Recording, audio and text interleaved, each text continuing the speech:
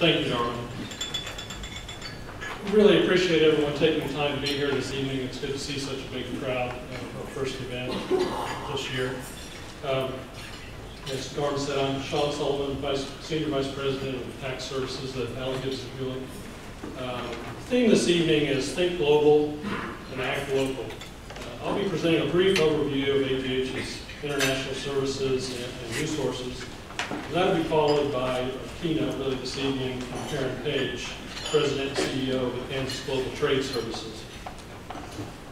Karen will be presenting or discussing our community's export ecosystem, global opportunities, the Wichita-South Central Regional Export Plan, and an overview of why and how companies use free trade agreements. I'm sure you'll find Karen's presentation this evening very informative and entertaining, I'm sure, as well. But before we get to her program, a few words from our sponsor, and that's me. So, think of my presentation this evening as the vegetables you have to eat before you get to the dessert, the best part of the evening. So we'll try to keep it short and succinct, and hopefully you'll find some very useful information in here.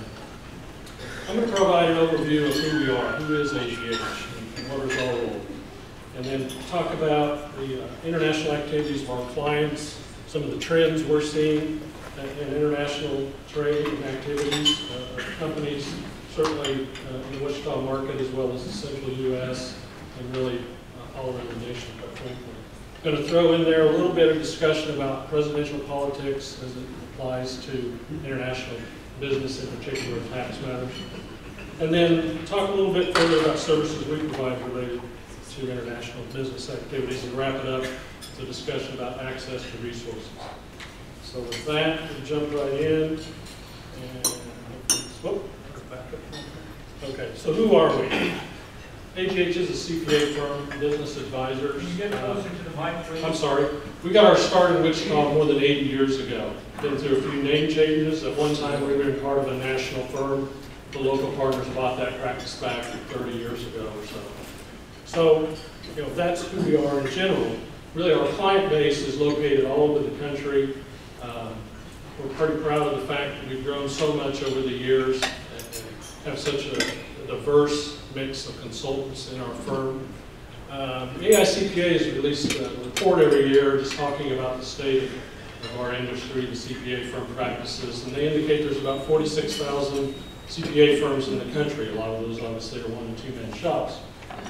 But in that regard, we are in the top 200 firms out of that 46,000, something we're very proud of. I believe we are very much a successful story in Wichita and in Kansas itself. So we focus on closely held, privately owned businesses. And really our focus is, while all firms provide what we call compliance services, prepare tax returns, do audited financial statements, our focus is really on bringing the value and wealth growth to our clients. And we do that in that more than half of the services we provide are outside of those compliance type services. So our real focus is on the overall health and wealth, quite frankly, of our clients.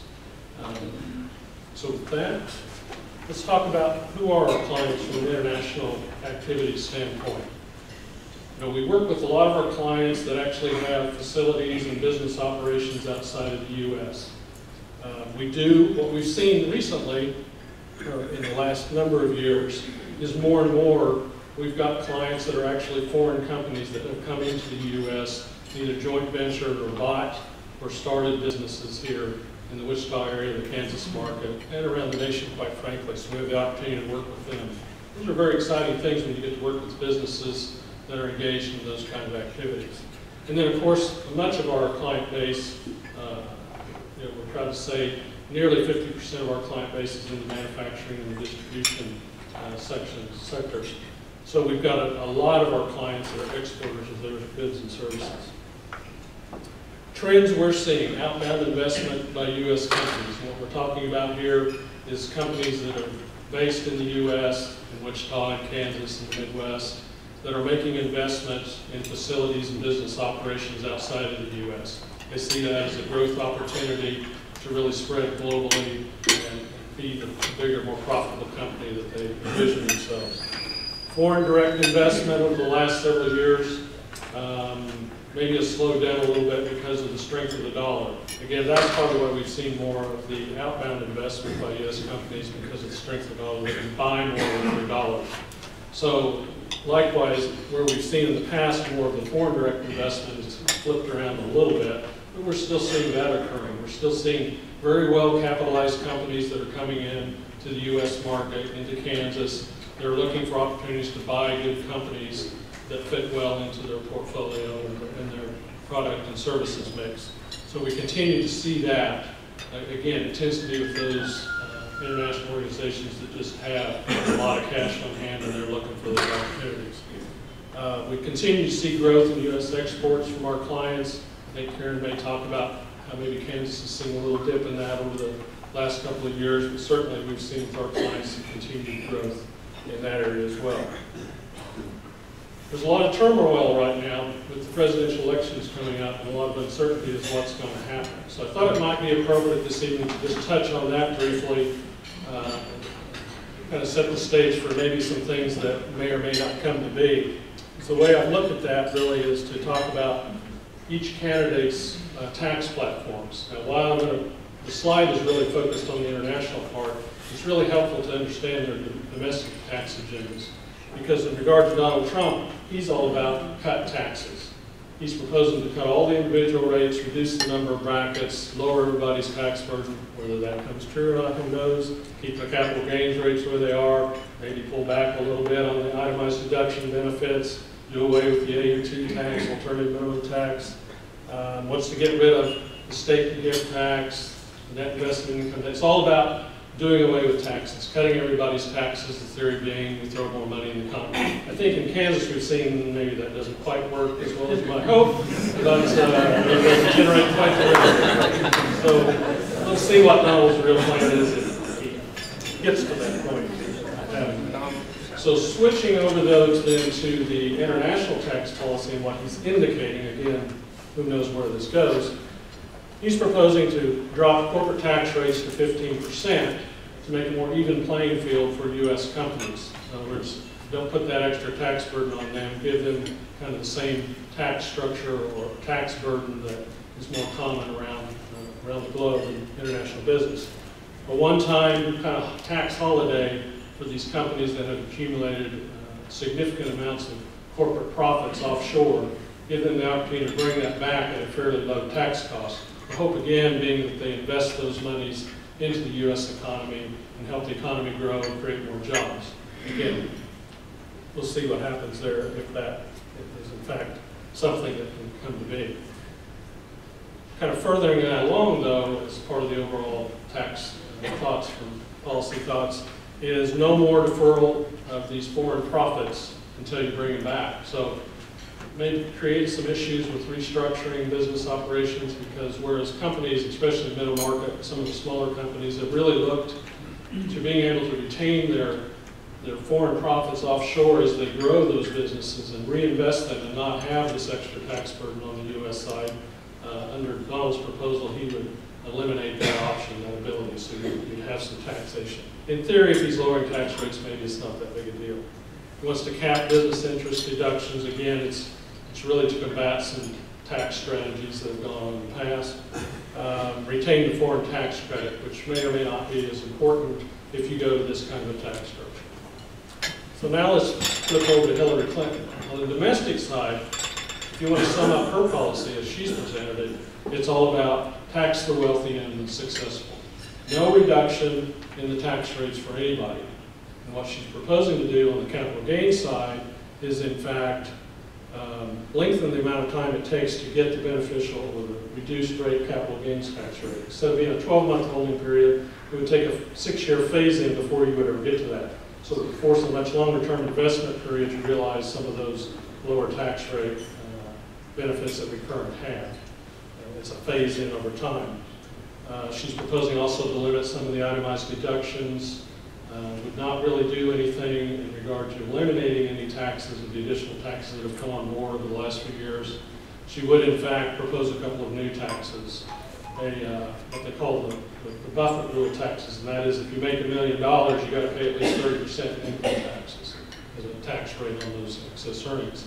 And then if you happen to be the person that's making $5 million or more, she's proposing a 4% surtax on top of that. So you start adding all these things up, existing tax structure we have, the additional tax she's proposing, eliminating maybe some of the ability to capitalize on long-term capital gains rates. Somebody that's in a high rate state, income tax rate state, they could easily be facing something north of 55% total tax burden rate. So, the analysis that's been done on that is that it would create very little GDP growth, no growth in real wages, and those sorts of things. Again, this is all supposition because we don't know how it plays out. In regard to estate taxes, she's proposing to actually raise the state tax rate, lower the exemption, the lifetime exemption, and then cap lifetime gifts. So what she's doing there is really pulling back on the ability of the more wealthy, the successful people to be able to pass along their wealth to that next generation. So a very opposing domestic policy position as to what we're seeing with Trump's proposal. On the international tax policy side, no change in the corporate tax rate structure. It'll remain at what it is. Restrict the foreign inversions, making it more difficult without more foreign ownership. Again, this tends to be one of those things that gets a lot of press, but the reality is it's really isolated to a lot of very large companies that are playing this strategy to its fullest extent. There's always something new, it seems like every week, coming about some other company or maybe another country's decided to try to shut that down. So there's some real issues brewing there. It's one that's easy to throw out there and it sounds great they're going to do. In the end of the day, you don't know if it's that big a deal overall to the U.S. economy, whether that happens or not. Crack down on earnings stripping, again, it's just a strategy to limit the U.S. Taxable earnings. Exit tax on inversion, so again, it's all about the inversion. If you do it, there's going to be a penalty associated with it. Probably the one that I would have most concern about is this clawback of tax breaks for companies moving jobs overseas, because sometimes there's very good reasons why companies do that. It makes a lot of sense. Maybe they can't even stay in business if they don't do that. So again, these are broad outlines of policies that we don't know any of the details on, may never find out because they may never reach the point of any reality as we know it. Because no matter who gets elected, we're probably looking at least a couple of years before any legislation makes it through, and even then, what does it look like, what's negotiated, the politics of it really get in the mix, and it becomes a problem. In fact, if you go back and look just here over the last couple of months, the House GOP has issued its own proposal for long-term tax policy. It involves more of a destination-based taxing system. And nothing in here anywhere that's a simplification. It's all more complexity. Even though we like to talk about simplicity, it's not going to happen under anything that's being currently discussed. So now let's go to something maybe a little more fun to talk about, and that's what services do we provide to companies that are engaged in international activities? And really, I kind of broke this up into a number of categories. Expansion, transaction assistance, business operation services is really more like a back office type operations. Regulatory tax compliance type activities, economic incentives, and then access to foreign resources. We'll get into a little more detail on some of those.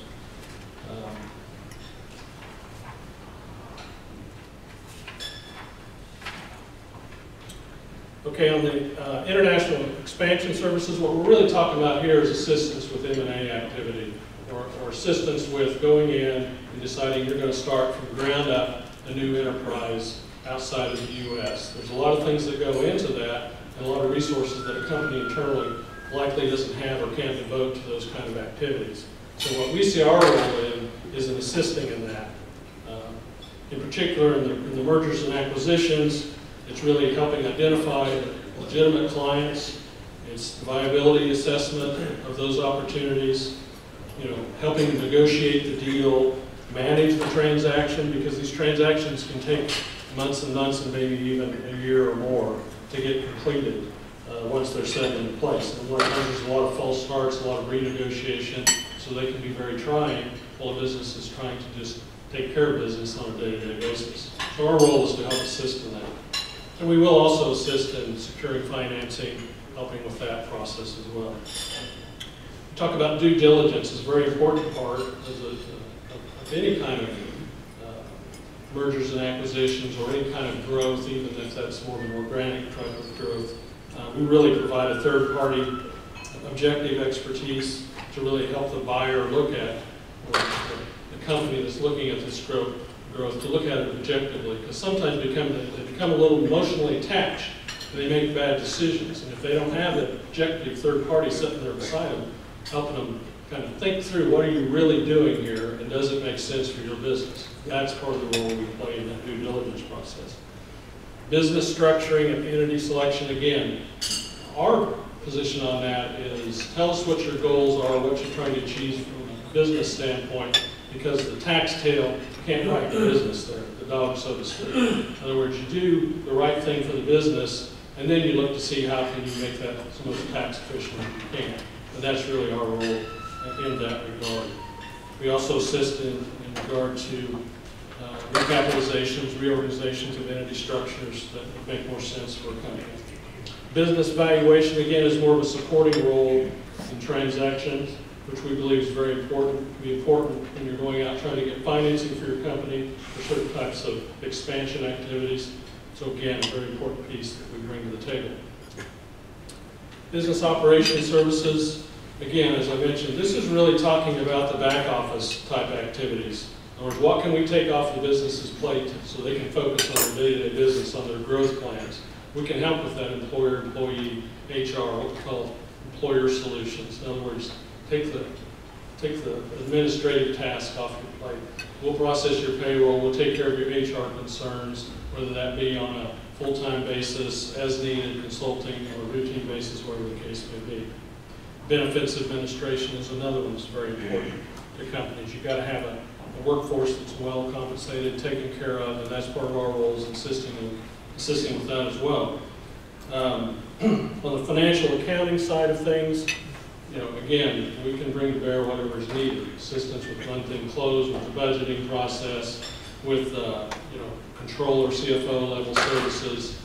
Again, just it's a stopgap filler.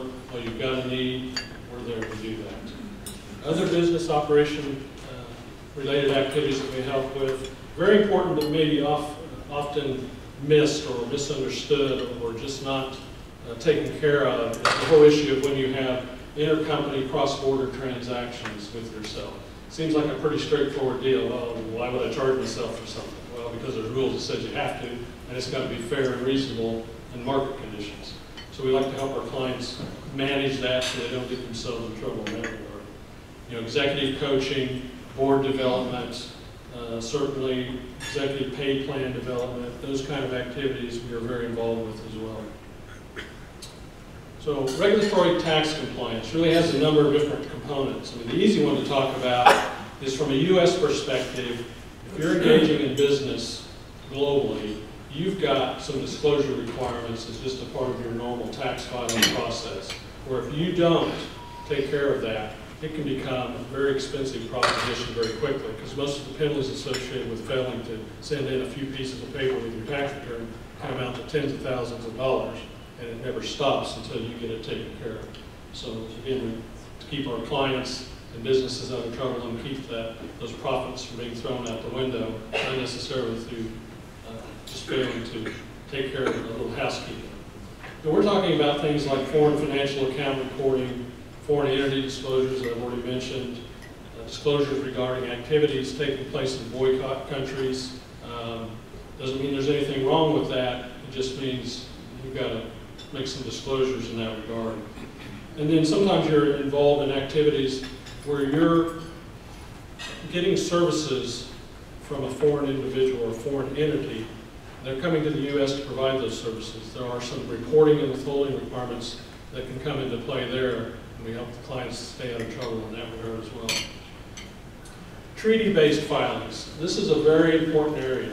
The U.S. has tax treaties with a lot of different countries. I haven't gone back to see how many there are, but there are a lot of them. And most of those treaties provide very specific exceptions to taxation when you're crossing the border and doing business with that particular country.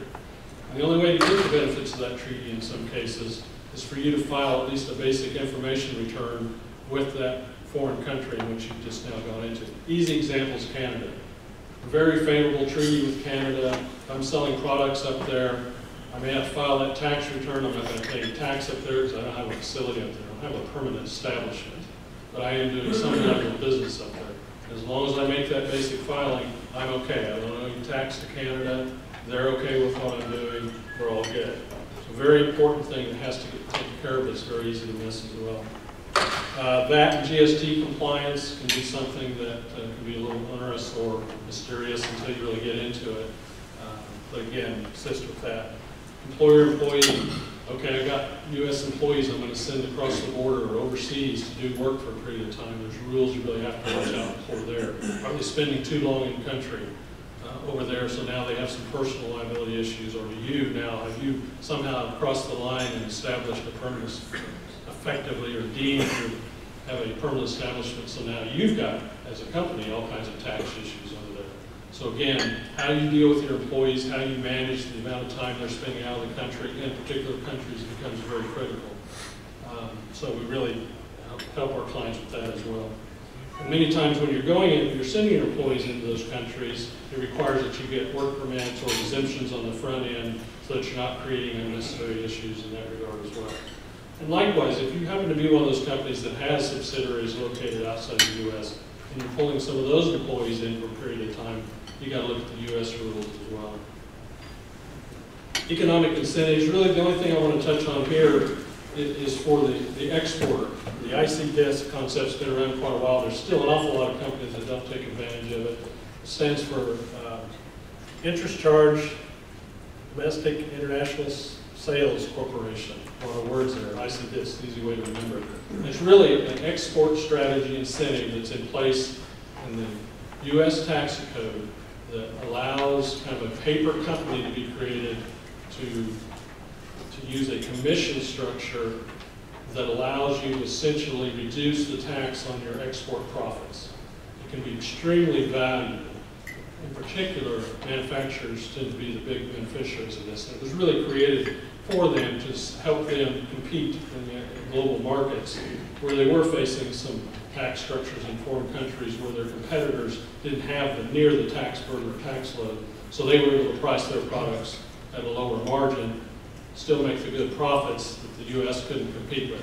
So through this structure in the U.S. tax code, it gives those manufacturers and those qualifying companies the ability to be more competitive internationally. We've talked about these other state and local incentives and federal. That really comes into play more when you've got the foreign direct investment. You've got that foreign company coming into the U.S., buying a business or establishing a new business. You know, they need to take advantage of those incentives we have here as well. Obviously, if a foreign company comes in and would like to place a facility in Wichita, is there going to be some incentives from the state, the city, the county? Absolutely they are. And they need help accessing those incentives, those credits. Somebody to represent them, help them negotiate those, and make sure they secure them, because then it makes the economics much better for their situation. Federal research and development credit, again, it's just one of those things that not enough companies take advantage of, so we like to throw that in there. International resources access. I think this is one of the things that we bring to the table that has an extremely high value that it's easy to not really give a lot of thought to.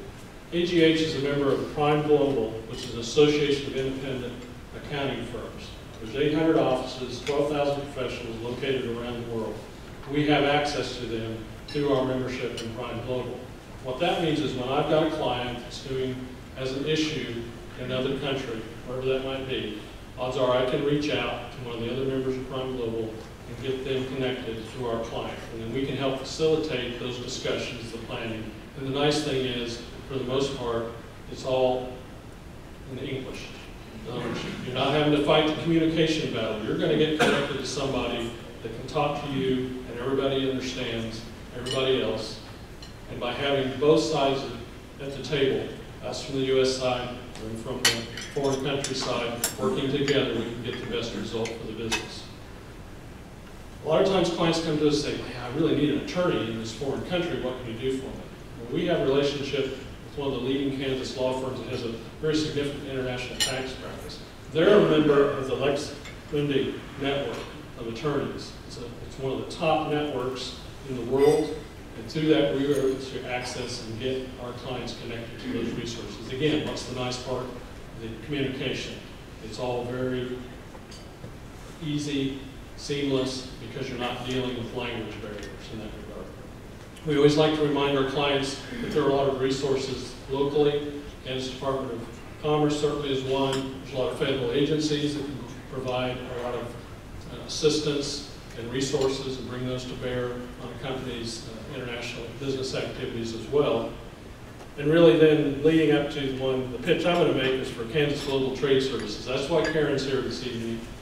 We really look to them as being one of the prime providers of services, certainly in this region, in the Kansas market, and I think Karen's reputation goes far beyond that.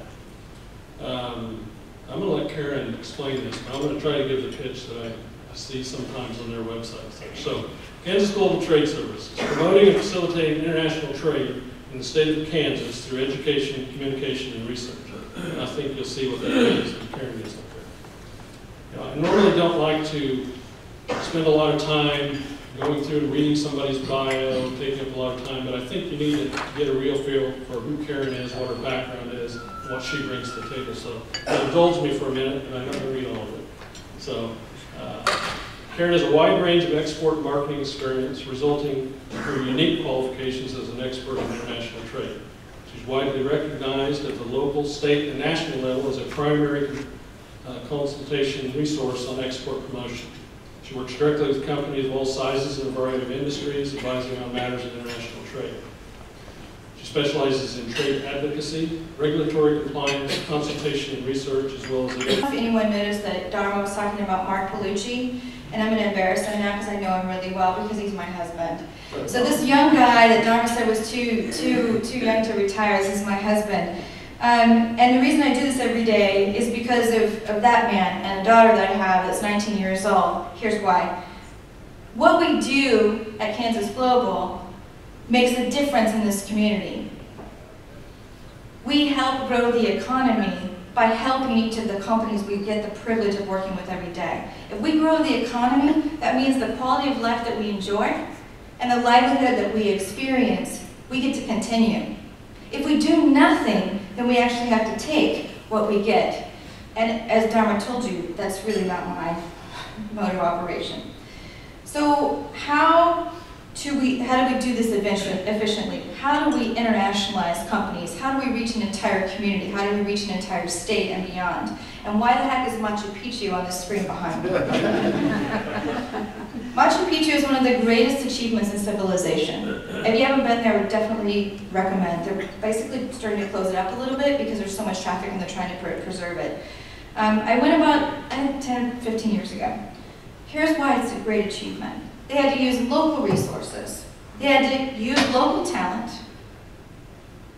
They had to innovate solutions, and they had to engineer systems to build a city on a mountain with nothing else around it. And you're seeing the ruins of it. People lived there. They had brain surgeons. They had hierarchy in here. They had water systems that ran through the city that were all engineered by local talent. Building an export ecosystem is something like that. It's not as grand or beautiful as Machu Picchu, but guess what we have to do?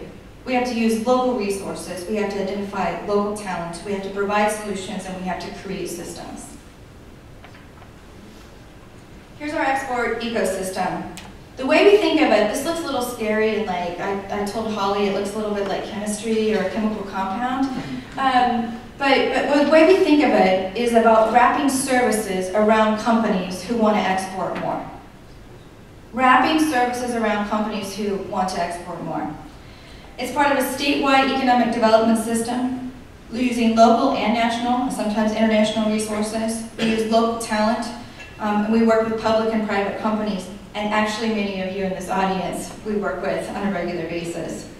To get started about making the export ecosystem, we had to actually get people excited about exports. Now I know everyone in this room is special because you already know how important exports are, but most of the people in the city and in this state have no clue. So we had to start from the beginning. So I'm going to show you what we do to educate people about the importance of exports. So bear with me the next couple of slides. Exports bring new dollars to our community. It's not circulating money around the city, the state, or the region. We're actually selling our great Kansas products to foreign customers. Exports actually make up 25% of Wichita's economy. That's 25 cents on every dollar that comes from a foreign customer comes right here to Wichita, Kansas. Exporters actually pay 15 to 20% more depending on where you are, depending on what statistic you use. 15% higher wages than companies who do not export. How is this possible? Exports grow a company's business. They get to expand their pie. And how big is this pie? It's big. It's worth $78 trillion. That's the global economy, $78 trillion. Helping companies export more is helping them seize their share of the $78 trillion opportunity. It's a really big world. Most companies don't know where to start. Most companies only capture a portion of the U.S. market. This is our future. This is how we save the U.S. economy. This is how we expand our pie. We grow our economy and we do it through exports. Now, exporting is not for every company. We realize that. But Wichita is replete with companies with tradable goods and services. Do you know that 80%, depending on where you're in the state, 80 to 90% of the local economy is because of exports versus services? We know manufacturing versus services. We know how to make really good stuff, and guess what? People in the rest of the world want to buy it. We estimate that there are around 600 more companies that could be exporting from Kansas who aren't doing so now. So how do we connect this $78 trillion opportunity to Kansas companies? We built a regional export plan.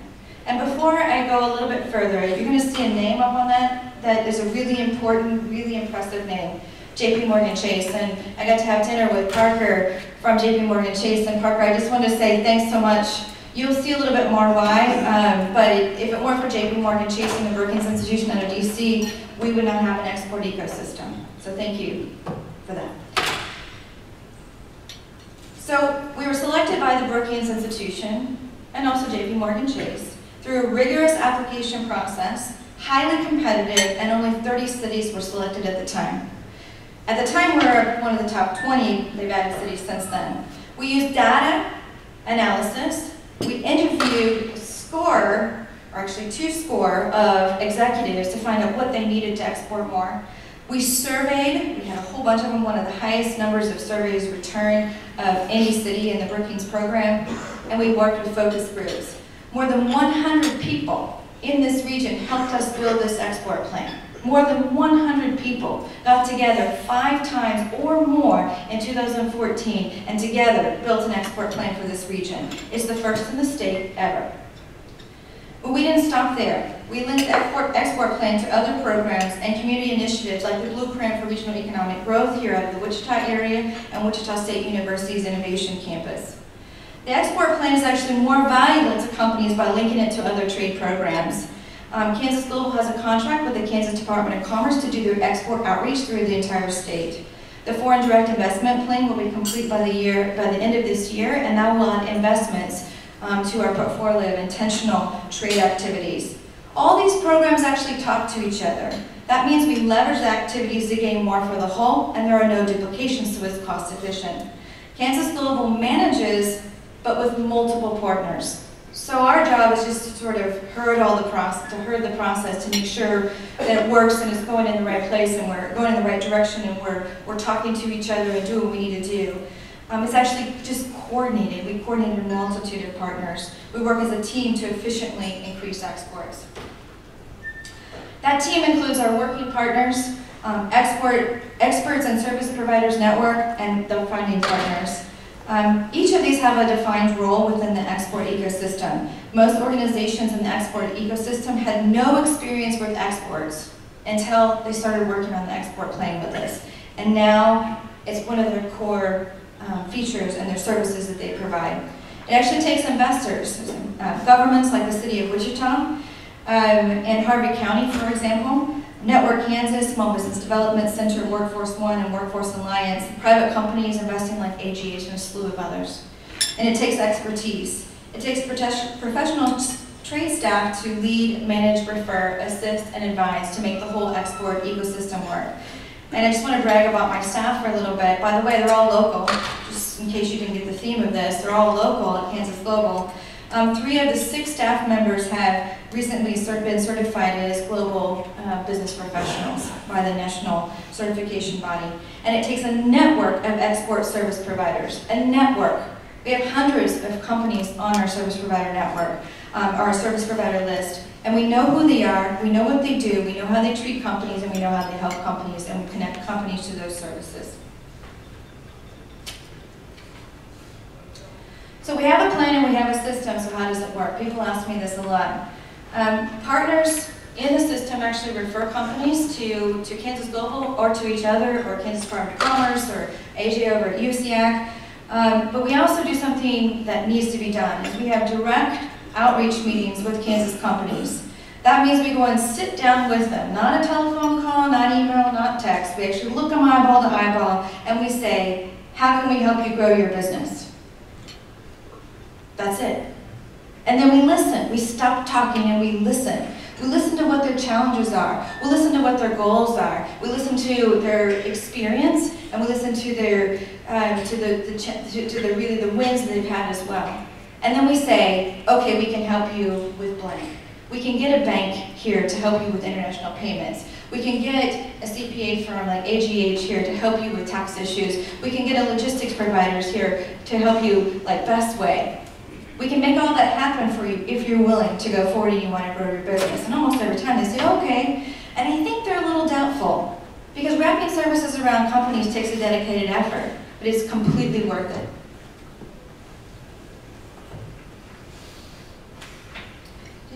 Did you all see how many, this is, by the way, as of March, I think.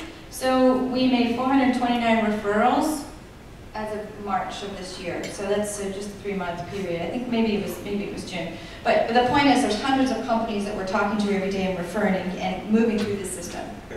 So this is where we give JP Morgan Chase a little more credit. So we also realize that companies need a little bit of a helping hand. Not a handout, a helping hand. So we said, how about we develop an accelerated grant program that they can use to do market research, or they can use to go to a trade show, or they can use to get a certification that they need to sell their product in a foreign market. What if we did that? Oh, sounds like a good idea, right? There's not very many of them out there. We need someone to fund it. So we went to our friends at JP Morgan Chase and we said, is there any way you would fund an export accelerator grant in Wichita, Kansas? And they said, sure, we'll do it. But we need you to go back to your community and build a match, okay? So what happened was JP Morgan Chase gave Wichita and this region $50,000, and then this region actually matched JP Morgan Chase's $50,000. So we have $100,000 we give directly out to companies to do all those things I mentioned. So you should be asking me, is it working? Did you accelerate? Opportunities for Kansas companies in foreign countries. This is all real. I've seen all of this, so believe what I'm telling you. She serves on the Wichita Airport Advisory Board and the Friends University Global MBA Advisory Board, member of the Mid-America District Export Council, the Kansas International Trade Coordinating Committee, and Wichita Downtown Road. Not through yet. She's current chair of the Industry Trade Advisory Committee 11, a unique public-private partnership jointly managed by the U.S. Department of Commerce and the Office of the United States Trade Representative. She led the effort to create a regional export plan currently being implemented by Kansas Global and is shepherding the development of the region's foreign direct investment plan. And, one more thing, we were talking about this at dinner, she's currently pursuing a global executive MBA with Georgetown University. So she evidently didn't have enough to do. So with that, I'm going to turn it over to Karen, and I think you'll really enjoy her presentation.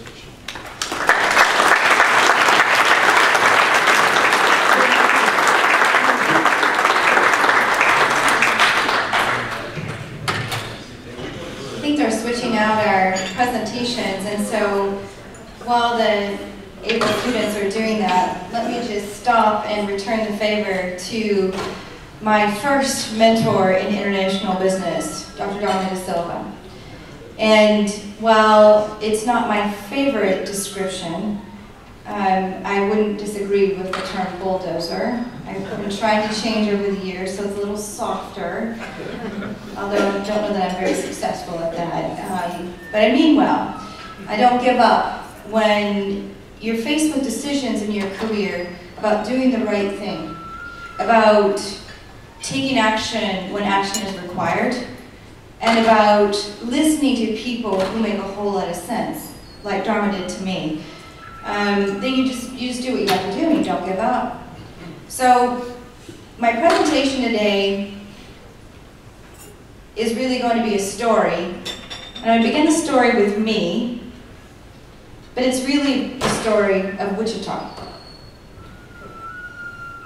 But before I do that, let me just say that Dharma, if it weren't for you, I would not be standing here today. I would not have the bio I have. I wouldn't have the degree I have. I would not be attending Georgetown University with amazing people all over the world who have degrees from Harvard and MIT and London School of Economics. And I have a degree from Wichita State University. And because of people like Dharma De Silva and the economics professors I had at Wichita State University, and many people in this room who are mentors to me because I was a student and Dharma forced me to volunteer for WTCouncil, I would not have the knowledge I have today, nor have the passion for what I do. You know, there's so many people in this world who do a great job at what they do, but they don't love what they do. I get to do both. I'm passionate about what I do, which is a good thing because it sometimes takes a lot of hours. Sean, I just wanted to thank you and AGH for sponsoring this event and for asking me to be here. And just so you know, I will get Brookings here for you to keynote. I'm holding that ship till later, so we'll get them here as well. We tried to have Brookings come as well, but they're having a global summit next week, and they're a little busy because they have like 40 cities from around the world coming in DC, so they had to decline. Sean alluded a little bit to some things that I might talk about, and since I didn't really plan to talk about it, I'm just going to mention a couple of things. One is, I can talk to you about free trade agreements. There's nothing in my presentation tonight, so let me just tell you two things. A bit is better than a lot. This pertains to Sean's presentation where he talked about tax treaties. So a bit is actually bilateral investment treaty between two nations, and the United States has a lot of them, like 60 of them, I think. So I don't know if that's right, but somewhere around there. And that's actually a free trade agreement. I don't know if you knew that, but there's a whole bunch of free trade agreements. You just think about NAFTA, or the Trans-Pacific Partnership, or the TTIP, the EU-US trade agreement, but there's a whole bunch of them. And one of them allows a little bit of tax help. One type of them allows a little bit of tax help. Let me just say something on TPP and TTIP. The Industry Trade Advisory Committee that I serve on, our job is actually to advise the U.S. Trade Rep and the U.S. Department of Commerce, or actually in conjunction with the U.S. Department of Commerce, on matters of trade agreements being negotiated for small, medium, and minority businesses. We're represented from folks from all over the United States. I have read the Trans-Pacific Partnership, all 30 chapters, and provided comment on it, as was my statutory requirement as the chair of Industry Trade Advisory Committee number 11. If you're really curious or you need to sleep, you can go on the website of USTR. You can actually find the letter that has my signature on it. But I want to talk to you about TPP and TTIP. So TTIP is still in negotiations. Not done yet. The Obama administration is really pushing to have the negotiation concluded by the end of this year. I have my doubts. But it'd be great, because EU-US free trade would be awesome, and if we had a trade agreement between us, it would be better for almost every person in this room. However, I can assure you that the many members of trade advisory committees from all of the United States, including mine, will not settle for less than a fairer trade agreement between the US and the EU. So the Obama administration might want to rush it, but that doesn't mean that we're going to stand for anything less than what we deserve. On Trans-Pacific Partnership, which negotiation completed in October of last year, so now it goes through a process. So it's not law yet, right? I mean, because all 12 nations, including the United States, have to pass in their own congresses or their version of it. Here's the deal. It could come up in the lame duck session, so that's after the election, that's November, in the United States. Really, the jury's out on if it could pass. Pretty much is sort of what we're seeing now is a thumbs down, that they don't really have enough votes to get Trans-Pacific Partnership passed. And I hope that's not true, because it actually is a really good trade agreement. It's the best trade agreement we've ever had. Is it perfect? Absolutely not. But there's no one here walking on this earth that's perfect, and neither is this free trade agreement, but it's really good and it can be very helpful. If we don't get it passed or approved in the United States Congress in November of this year, it will likely be 2017 or 2020 before we have an opportunity to take a look at it again. So if you care about that agreement and you have an opinion on it and you want your representative to know, you might want to send them an email or give them a call. So let's begin. Students in the room, I know Dharma had you stand up and raise your hand, but could you do me a favor? Could you raise your hand high? Every student that's in the room, raise your hand high. Thank you.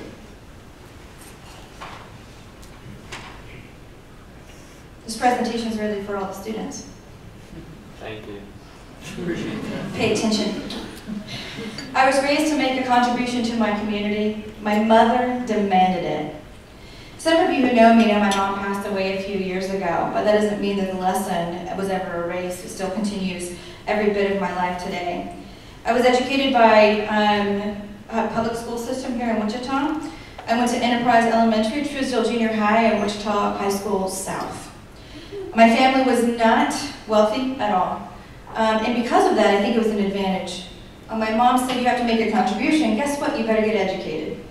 It was never a question of whether I was to go to university, because she didn't figure I was big enough or strong enough to work a manual labor job. She said, you better get a university education, and you better figure out how to pay for it. I went to Wichita State University. I started out on a violin performance scholarship. I knew that wasn't the job for me, because I didn't have enough patience to teach, which is rather ironic, because what we do every day is teach. And I wasn't Itzhak Perlman or a violin virtuoso, so I figured I'd better come up with a different plan. I floundered around for a while, and then I found international business at Wichita State University. And then I met this crazy guy, Dharma De Silva, who lit a fire and really a light bulb went off in my head about what was possible in the global economy. So I'm telling you this bit of story because I'm local. I was raised here, I went to school here, and all my mentors are local. Now, as my career developed, of course, I had influences from other states and in Washington, D.C. and in Geneva, but I was raised here. I'm the product of Wichita, Kansas. Now, why am I telling you all this, and why should you care? Here's why. I think we have an inferiority complex in Wichita, Kansas. What do I mean by that? I think we're a whole lot better than we think we are. And I'm going to tell you a little bit about how that is.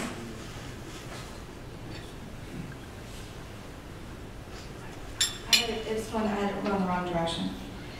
So Sean mentioned that I'm going to Georgetown, and I just want you to know that I'm holding my own, and sometimes I'm even a tiny bit better than some of the other students. So again, that local education has served me well. I've served in my career for more than 20 years now, and just a slight correction to Dharma's comments, technically the 80s, but really the 90s. I graduated in 1992, so I just didn't want to make you any older than I was, but 20 plus years in international trade development in Wichita, Kansas. Not the easiest place to do international trade, but by far one of the best. My job is to help local companies internationalize. Internationalize, not globalize, internationalize. That means they have a choice. They can decide their strategy. They pick where they want to go first, and second and third, and how they want to do it, how much money they want to make, and how little they want to make, and if they want to do it for fun or for a lot of money. Internationalize strategically, that's what we do every day. We focus on solving problems for real businesses right here in Kansas, and we bring resources to their doorstep, which is why I'm so thankful that Sean and AGH are sponsoring this today, because the reason I know AGH is because they're one of the resources that we bring to the doorsteps of Kansas companies every single day. They are so good at what they do, they treat their clients well, and they bring needed answers to our Kansas companies that are exporting and doing mergers and acquisitions and foreign direct investment. Why do I do this every day? People ask me, especially before I was married, and I don't know if the grant thing work, Karen? I mean, is any of this working? Yes, it is. $1.5 million from 2 companies reported in the first 6 months of the program. So yeah, it's working, absolutely. But more companies, so let me just tell you that that's just 2 companies, but about 20 companies have received the grant, so more's coming, they're finishing their work. So what does the export ecosystem look like from a company's view? Well, really what they do is they want to run their business and they want to increase profit and grow their business. That's really all businesses ever want to do, whether you're talking about exports, or you're talking about taxes, or you're talking about banking. That's what businesses do.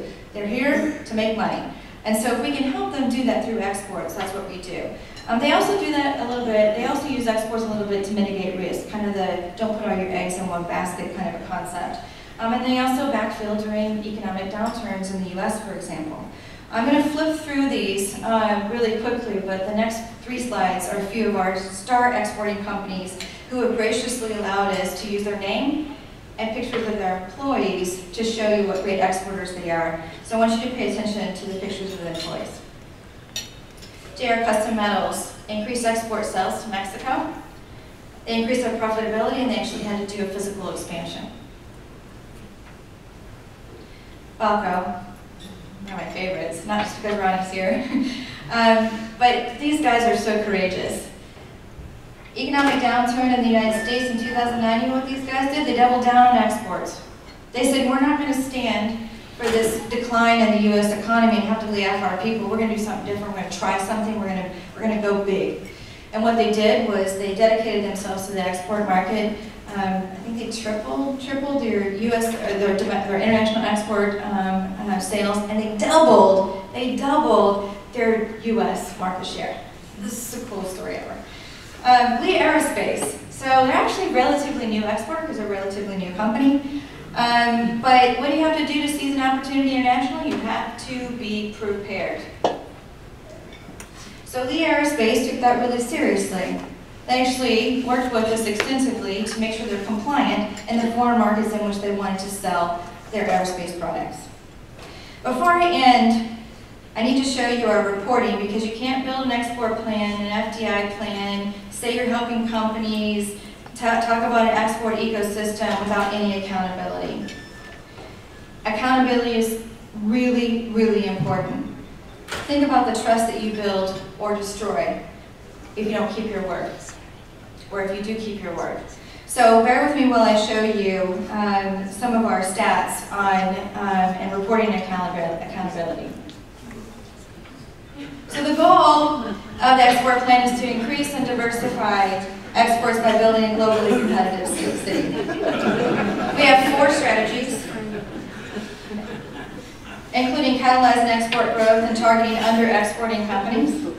We have 5 objectives: diversify exports in non-aerospace and increase exports in the service provider area. I can't look at it because I'll giggle every time. Increase global fluency of Wichita. This is a really, really, really big task. Increase exports of small and medium-sized companies. And guess what? We collect data on all of those objectives. There's hundreds of tactics that we're looking at. Just really trying to stay awake. I know you guys do. We collect all the data and then we report quarterly. So all this data in the poor sleeping air kind, you're probably thinking how long are the reports and who is forced to read them. Councilmember Greenwald can tell you that we have really improved, so we don't make them read a bunch of reports anymore. We actually just show them now a couple of pages. So here's what I want you to see. So we really do track performance. We're supposed to be at 30% or more for this time period for the export plan. Here's what you need to know. We're there or above, 30% or more for each objective. So there we go. Here's what the coolest thing is. Since we started the export plan, companies reported almost $7 million in new export sales. That's not total export sales, don't be silly. We have billions of dollars of exports coming from Wichita. That's new export sales, just as a result of working with the export ecosystem. So more will come, and how do we know more will come? Because they're already in the export ecosystem. We're already working with them. AGH is talking to them, Best Way is talking to them, Interest is talking to them. They're already in the system, so we know that number will just continue to grow. So we're not finished, and here comes the fun part, because you get to get involved. What's next? We're actually working with local universities on certificate programs in international trade. We've also done a few pilot classes with some of the smaller universities to teach students practical research and reporting skills. We've working on forming a export mentor program. So we need star exporters who can share their experience and also swap tips and solutions with other folks. Today, I'm announcing the Export Showcase Series. We've been inspired by our work in the entrepreneurship community in Wichita, which is really coming to life again. And they do something, I don't know if you've heard of it, called 1 Million Cups. And so every, what is it, Wednesday morning? Tuesday morning. Wednesday morning, they meet, and it's really quick. And the community comes together, and there's a handful of entrepreneurs or companies that present, and they have 7 minutes to present. And then the audience asks them questions, but really, they're actually offering them help. And we want to do an exporter showcase to mimic the 1 Million Cups, so we can do the same things for our exporters.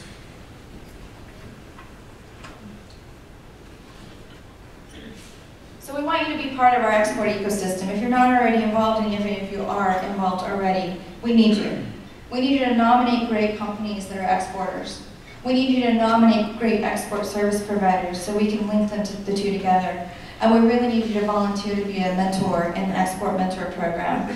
Holly has agreed to take all your questions and your nominations, and so her email address is at the top. Holly, raise your hand in case no one saw you. So it's Holly Schletzbaum, so Schletzbaum at kansasglobal.org. So to conclude, let me just say to you, this is a local program built by local people, using local resources. And many of the people in this room were part of that, and will continue to be a part of it. I can't put it on the slide, but I can tell you what I've been told. Some folks at JPMorgan Chase, as well as Brookings, have told us that Wichita has one of the most robust, hardest driving export plans of all in the system. Doesn't mean we're better, it just means we're going to work really hard at it, right? But getting a third-party verification from some folks as prestigious as Brookings is not bad for local folks from Wichita, Kansas, in the middle of the United States. And with that, let me say, please nominate your export companies, nominate those service providers, and volunteer to be a mentor. Thank you for your time.